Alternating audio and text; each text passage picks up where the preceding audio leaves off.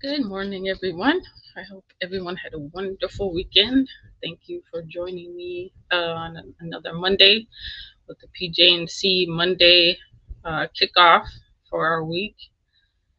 Uh, Not sure what everyone did this weekend, of course, but hopefully it was nice. It was really nice here in Illinois. Saturday was a little cold, but my husband and I like to go antiquing, so we went out and visited a few shops within about an hour or so of the area. It's always really cool to see, stuff like that, like things from back in the day, and just all. I mean, and these places have all kinds of stuff, even stuff you wouldn't think that anyone would be interested in. But anyway, it's always fun. So we had a good time, great time on Saturday, and then yesterday was actually nice, the weather. So we were able to sit out on our deck for a little while, so that was nice too. Good morning. So that being said, I I'm not sure if I've ever said it or not, but I'm pretty sure that everyone knows it. That I tend to ponder and meditate on what I'm going to discuss on Mondays because it's important to me. It's important for this group that Marissa and myself add value to what we're doing. And so I always want to make sure that I'm able to do that. Well, what I kept coming back to is myself. And Marissa can tell you, she's the one to say good morning. She can tell you that I'm not, um, I don't freely share my feelings sometimes. It depends on what it is, but I tend to try to solve problems myself. And I know it's not necessarily a healthy way to do it. In some cases, it depends on the problem, but it was something that should I say, learned, or I was kind of conditioned that way growing up or through my adult life because I didn't really have anyone to talk to about things. And the people, when I did try to talk about things, the people I talked to didn't listen. So I have a tendency to just keep things inside. Marissa, of course, I confide in her. We confide in each other, but some things even her and I can't solve for each other. Um, so it brought me to wanting to talk about actually something personal. And I do this not for any kind of sympathy or anything like that. I do this probably as, kind of like therapy for me, to be honest with you, but also hoping that it might help somebody, especially those of us who are newer on our entrepreneurial journey.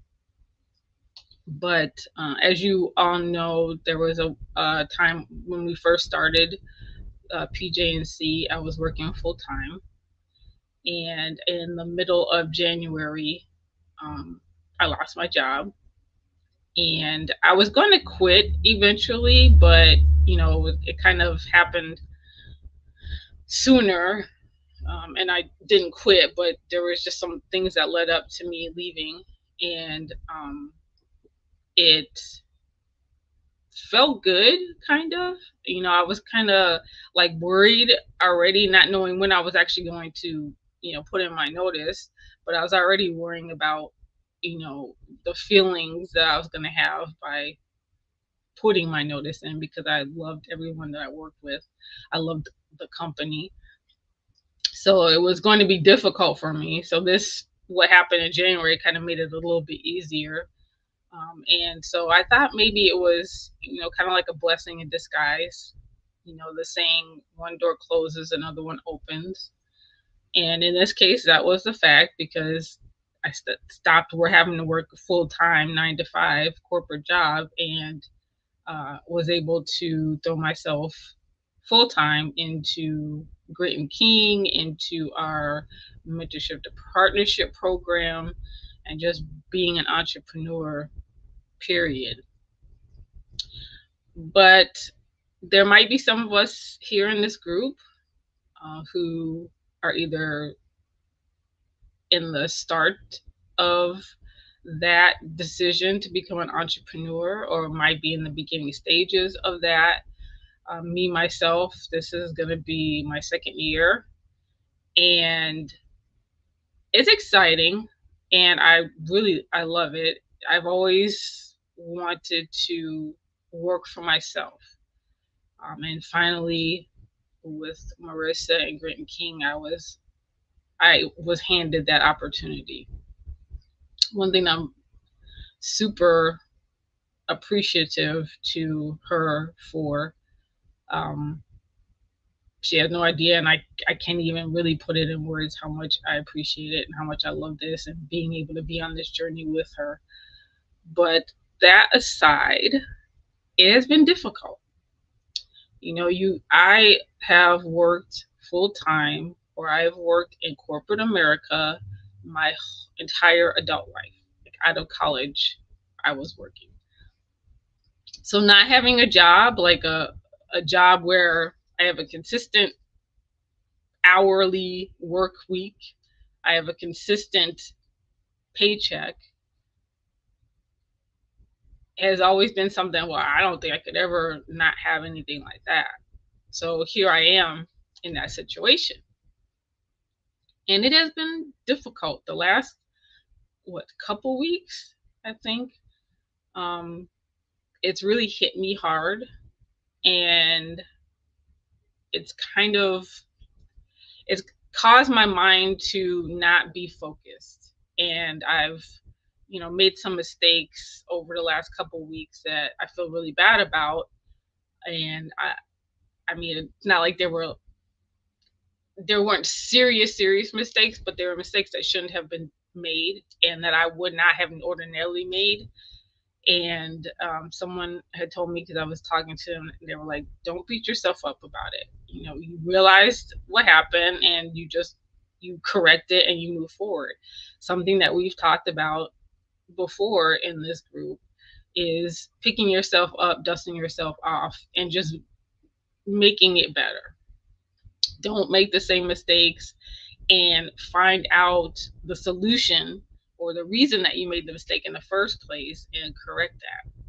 So that is definitely what I have been trying to do. I think I'm finally out of the fog, the funk that I was in. So this week is, going to be a better week. It's going to be a better week. But I share this, like I said, because ending something that you have been used to for a number of years is not an easy decision to make. And sometimes you don't even know how you're actually going to feel. And I know, and I'm not, trying to put any business out there in the street, but I know that Marissa also knows, she can relate to how I'm feeling, because she's gone through something similar. And so I haven't, I've been looking for a job. I haven't found anything yet. I know that I will. I have plenty of skills, um, in my resume. But the thing is, I don't want to go to another 9-to-5 job. I don't want to go back into corporate America. I want to work from home. And so my focus has been looking for remote work. And it hasn't been easy. I haven't found anything yet. But again, like I said, I know that I will. And I dedicate time every day to searching. But the point of telling you this is that I am in a real struggle, a struggle that all entrepreneurs, or at least the majority of them, have gone through. And I have Marissa and Ernesto to lean on for, to be my confidants and to encourage me and to lift me up. And I have myself. I meditate every day. I pray. I um, I have affirmations that I say every day, and that really does help. Like yesterday, I was kind of upset about something. I was just in a bad mood or something, and one of my affirmations, I just closed my eyes, took a deep breath, and I recited that affirmation a few times, and I felt better. That's how I get out of a negative mindset. It's not always easy, and it doesn't fix the problems that have me in that situation. At the time, it doesn't fix those problems, but it gives me, it grounds me. It gives me positivity to focus on, so I'm not dwelling on the negative part. And when you do dwell on negative, then it starts to bring your attitude down. It starts to bring your motivation down. And so that's not where we as entrepreneurs want to go. And we do, the things that are necessary for us, and it looks different for each one of us, but we do what is necessary to get ourselves out of that funk, that negativity, so that we can continue to go. But it is difficult to make a life-changing decision. And that's what this is for me. This is a life-changing decision. And as exciting as it is when I dwell on being able to dedicate myself full time to my entrepreneurial endeavors, at the same time, it's hard because, the finances aren't coming in the way that they used to. So, that makes me feel, or that tells me that I just need to be more, I need to be careful with my money. I need to be more deliberate on what I spend it on. I need to be responsible, and I need to make what money I do have, because fortunately I had a 401k account, but that money is not going to last forever because I have financial obligations that I have to fulfill.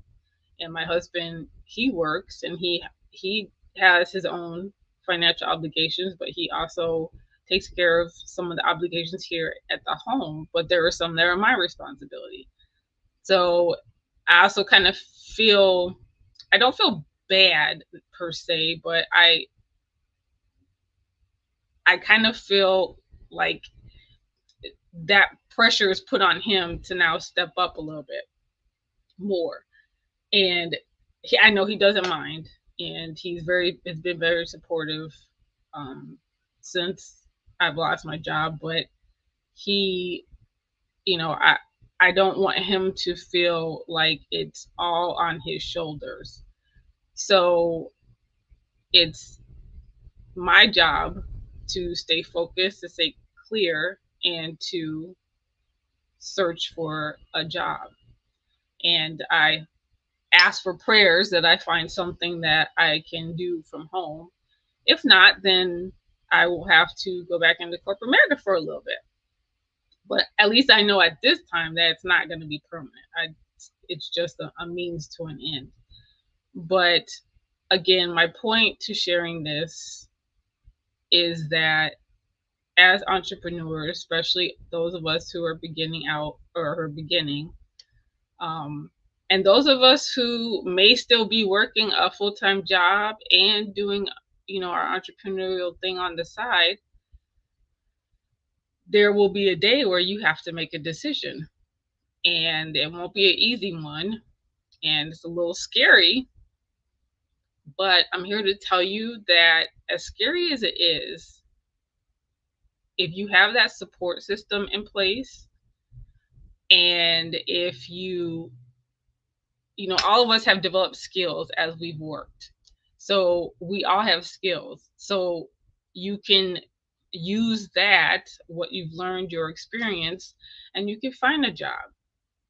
Whether you want to, I think that if you have quit a 9 to 5, that's not the environment that you want to go back into. So I've do my searches. There's a lot of remote jobs. Um, so you can find something. We can find something. I will find something. But you have to stay grounded. You have to stay committed to yourself, committed to your entrepreneurial spirit. Don't let the hard times knock you off the path. And so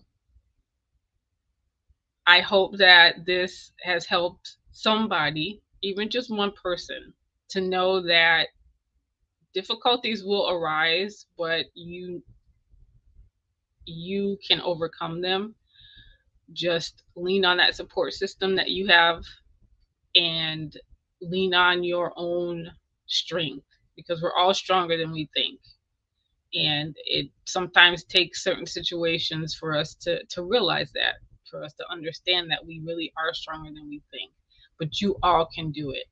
My little spiel at the end of our podcast: if we can do it, you can do it. And that is the absolute truth, because both myself and Marissa have been through what probably most of what all of us have gone through, or other. So Marissa, I call it the untethering phase. It feels weird and crazy. Yes, it does.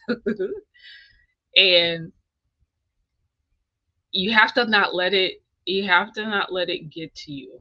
And I was at that point, and I think actually it started when I was in Texas, spending time with Marissa and Ernesto and her boys, my nephews.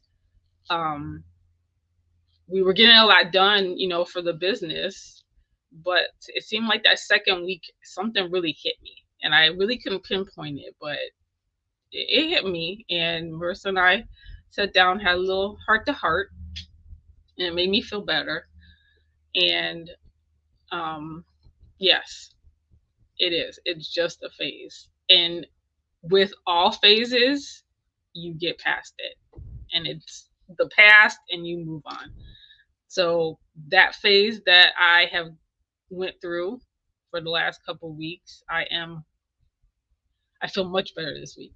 So I can continue on, and I have regained my focus, and I will use it to the best of my abilities. So I hope that anyone feeling weird and crazy, anyone maybe, going through a phase of not knowing what to do, or worry or stress, just focus, meditate, come up with a plan if you need to. It doesn't hurt to, if you have money, doesn't hurt to sit down and take stock of your bills, how much money you have. You can make money stretch. You can stretch money. So don't ever give up. Just don't ever give up. I'm not going to give up. Marissa is definitely not going to let me give up. And I've met so many beautiful, intelligent, successful entrepreneurs in this group. And you know what? They're not going to let me give up either. So do not give up. So I hope that has helped. It helped me a little bit, actually. I feel a little pressure off my chest.